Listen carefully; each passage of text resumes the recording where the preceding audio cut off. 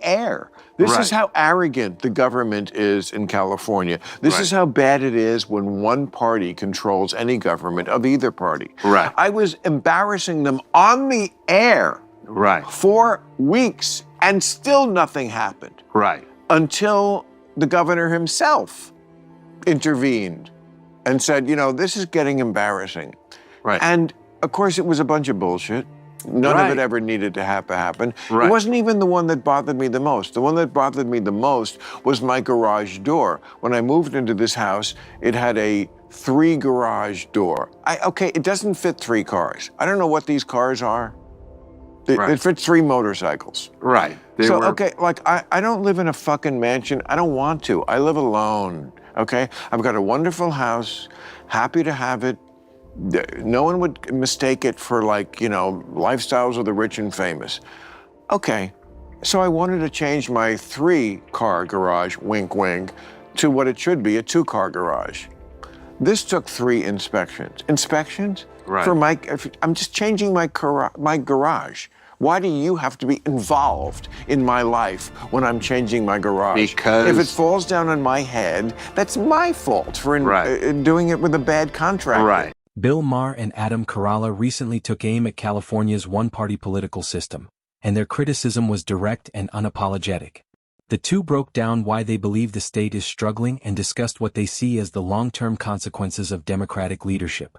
It was a candid conversation about governance, accountability, and reform. Check, and all of the above. I had to deal with all of it. And I would always say, look, if you're living in Santa Monica and you have rent control apartment, good, vote the way you vote, I get it. But buy a piece of land, get a home, go to the city, try to pull a permit, and then tell me how you feel about this government. Because I think it's too fucking big. And you go, what? We get rent control. Yeah, you get rent control. Go buy a piece of property, try to do a remod, go talk to the city, and then tell me how you feel. Because you're doing this to your home. Right, and I've done it. You were wiped out. No, I wasn't wiped out. My home is intact in Malibu. Everything around it is burned. The discussion began with California's housing crisis and the overwhelming bureaucracy involved in building a home. Carolla argued that whenever someone points out how complicated the permitting process has become, the response is often to highlight rent control policies. But he says that misses the point. Rent control doesn't create new housing or speed up construction. For families who want to build and own property, excessive regulations, approvals, and delays only make housing scarcer and more expensive. In his view, the state isn't lacking good intentions. It's drowning in red tape. Business was doing it to other people's homes. Why did your home survive? God loves me. You should know that. No, really? Everything around you burned? I would say 80% of what was around me burned. And did you take precautions that others didn't? Did you like wear a condom? Wetting the roof? No, I didn't. I changed my roof since last year. I have a whole different roof. I noticed and I have a thing that goes in the pool where you pump it. You shoot the pool up on the roof. No, I did nothing, and just complete luck of the draw, like the Hood, the SS Hood, which was a British ship, sunk. Blown up by the Bismarck in World War II, and 1,800 sailors went into the ground and 6 popped up. Went into the drink and 6 sort of came. Maher raised a key question. After years of expanding regulations and oversight, have wildfires in California meaningfully decreased? Despite layers of rules and compliance requirements, devastating fires continue to destroy homes and displace communities.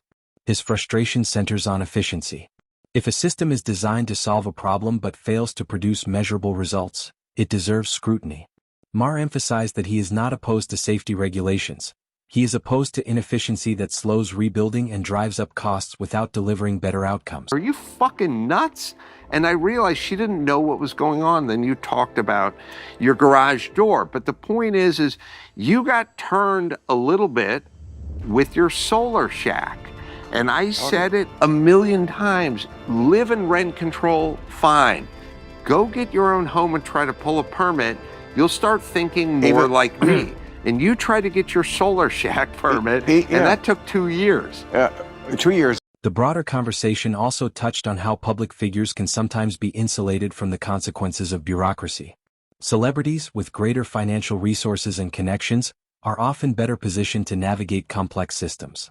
For average homeowners, however, permit fees, compliance requirements, and lengthy delays can be financially draining and emotionally exhausting.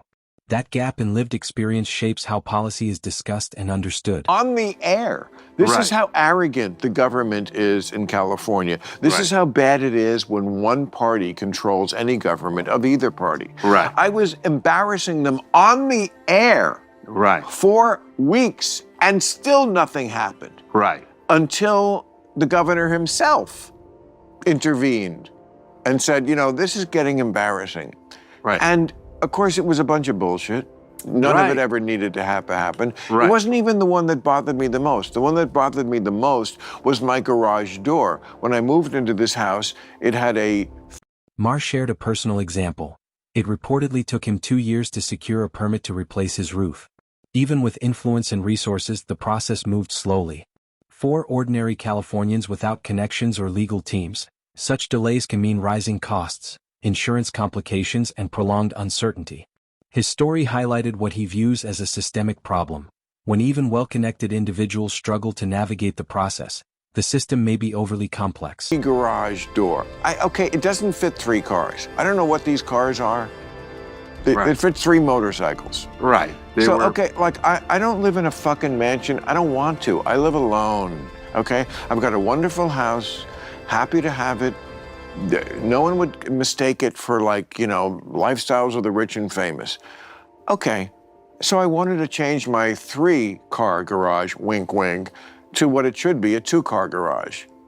This took 3 inspections. Inspections? For I'm just changing my garage.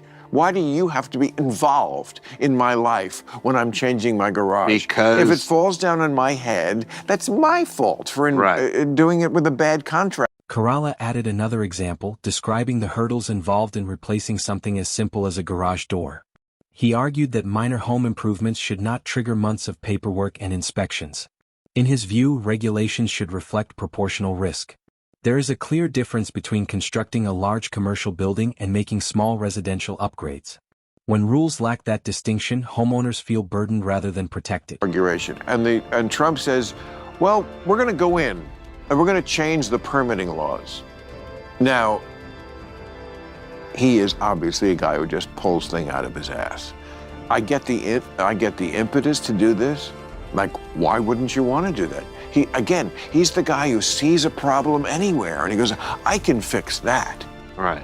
But is there any jurisdiction for the president to override local permitting laws?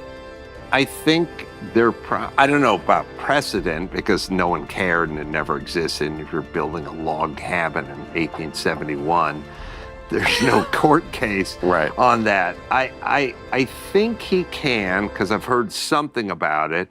But the point is... At one point, Maher jokingly suggested that someone willing to aggressively cut red tape, regardless of party, might be appealing. While not an endorsement of any specific figure, the comment reflected deeper frustration. When lifelong party supporters begin expressing openness to alternative approaches, it signals dissatisfaction with how the current system functions. For government and the size of government, when you can't do what you want to do on your land that you own and that you pay taxes on, and you need to ask fucking permission from them to do stuff on your land, then we have gone across the Rubicon. We have crossed the Rubicon. And the fact that I bought a warehouse in Glendale, California, and Carolla emphasized that property ownership should come with reasonable autonomy. Homeowners expect to maintain and improve their property within sensible guidelines. When minor changes require extensive approvals, ownership can feel conditional rather than secure. His argument centered not on eliminating safety standards, but on restoring balance and common sense to regulatory frameworks. Pull a permit, and I went in to the planning commission of the city of Glendale, and I said, I want to pull a permit to do some building on my warehouse. And the 25-year-old chick behind the counter goes, what are you going to do with that warehouse? That I bought, by the way. And I said, I'm going to put some cars in there. And she goes, they might let you do that. And I thought, they might let me do that with my property. It's infuriating. It's insane, and it's infuriating. Huge, and it's a California thing, and unfortunately it's a blue thing, and it's kind of a left thing. It is. And and they're encroaching on everything. It's step back. The conversation also questioned whether some regulations primarily generate fees rather than protect public safety. Each permit and inspection carries costs that accumulate quickly. When processes become excessively complex, they may discourage responsible upkeep instead of encouraging it. That raises an important question. Are these systems serving the public, or have they become self-perpetuating bureaucracies? Rules. I tell this to Gavin every time I talk to him. Just knock it the fuck off. Just leave people alone. And he says we're doing it, but I don't see it, to be honest. Well, also, he says he's doing it when I confront him with it, but I don't see it. No, because they're there to make rules. That's why they got into power. They like it. They like it. What I want... That's it. They like it. I want... You know, my favorite answer from a politician is, I don't know. I'm not in charge. Ask your dad. I don't run your house. No. Ultimately, both Maher and Carolla concluded that California's bureaucracy has grown too large and too slow-moving. Maher specifically criticized Governor Gavin Newsom, arguing that while promises of reform are made, meaningful change remains limited. Permits still take years, costs remain high, and many residents feel overwhelmed. Their message was simple: intentions are not enough. Without practical reform and measurable improvements, frustration will continue to grow.